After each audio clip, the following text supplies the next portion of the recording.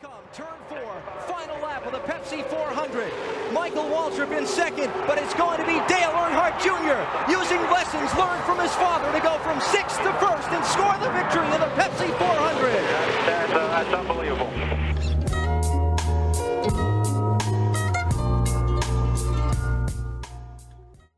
Losing your father is hard enough, but losing him doing the very thing you and him loved and lived for, that's unimaginable.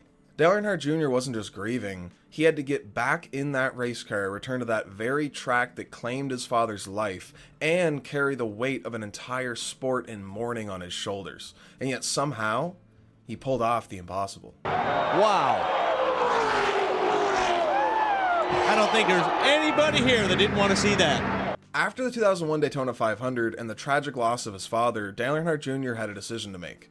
Hang the helmet up for the season, take some time with family, maybe pick up fishing, or keep racing. Now, for most of us, that wouldn't have been an easy decision to make, especially at 26 and early in your career. But for Junior, it was simple. He wanted to be at the racetrack. And just 5 months after losing his father, Junior had to return to Daytona, the place where everything had changed. But this time, not just as another driver, but as the emotional centerpiece for the entire event. Last Friday, Dale Earnhardt Jr. in effect became the man of the Earnhardt family when he walked his sister Kelly down the aisle for her wedding, a job that was originally scheduled for his father. Now at the track that claimed his father's life, Dale Jr. looks to assume another role, becoming the man of the Winston Cup Series at Daytona. He has a fast car, just enough experience, and tonight most likely a little help from above. Can Dale Jr. dominate Daytona like dear old dad used to? Only time will tell, but tonight he might get a good start. To Matt Yoakam. And when the green flag dropped, everyone knew something special might just happen here today. Right away, the number 8 Budweiser Chevrolet was on a mission. By lap 26, because of course it was lap 26, Junior took the lead. I mean, at that point, you have to be wondering, is Dale himself up there making the decisions here? Or are we entering the twilight zone? What's going on here? I mean, Junior dominated. We're talking 116 laps led out of a 160 lap race. I mean, he was controlling the pack behind him like a veteran, blocking off runs, and just putting on a master class in drafting. I mean, making it look stupid easy. The crowd could feel it, the broadcasters could feel it. I mean, even the other drivers had to be like, I'm in danger. For most of the night, I mean, it wasn't even a race. It was just a statement.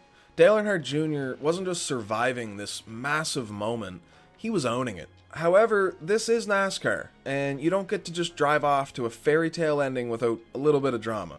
So with 20 laps to go, there was a late race caution. I mean, you could almost hear the collective sigh from the grandstands.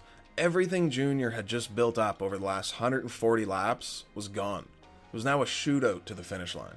Junior restarted in 6th, which is cool, I guess, if you're running like a local go-kart league, but at Daytona, you need a miracle. And now remember I said everyone there just knew that something special might just happen, something movie-like. Well, when the flag went green, Junior found another gear.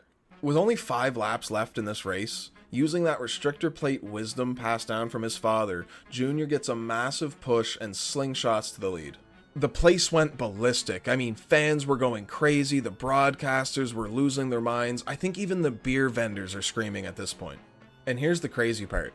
Michael Waltrip, who was one of his dad's best friends and who won the Daytona 500 when Dale Sr. passed, was right behind him, pushing him to the win as if to say, go get this one for your dad, kid.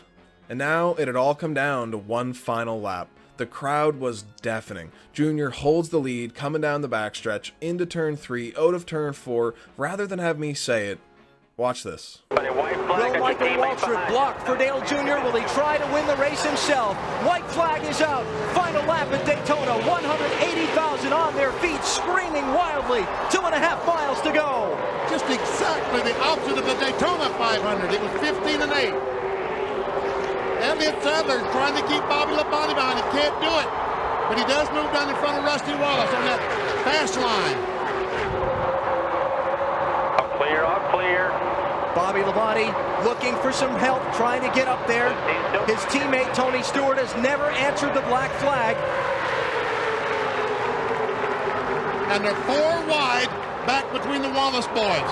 Here they come, turn 4, final lap of the Pepsi 400. Michael Waltrip in second, but it's going to be Dale Earnhardt Jr. using lessons learned from his father to go from 6th to 1st and score the victory in the Pepsi 400. That's unbelievable. Yes! That man behind you did it for Yes! you. You guys celebrate. You love you, man. You did it. That was beautiful. Very, very nice.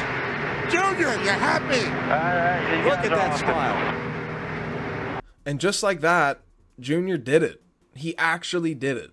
The second he crossed that line, it wasn't just a win, it was healing. Not just for Junior, not just for the fans or for the drivers, but for the entire sport. The grandstands weren't cheering for a driver that day, they were cheering for a moment in history.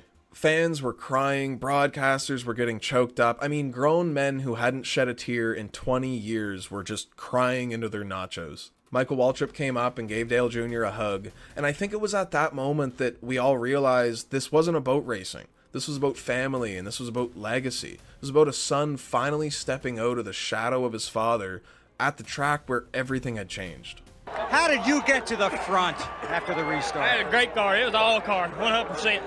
I just holding on. Yeah. You've learned a few things through the years, though, haven't you, from certain people? Yeah.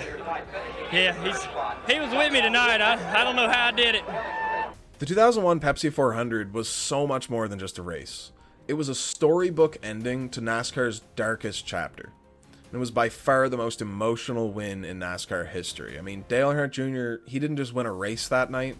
He gave millions of fans a reason to believe again.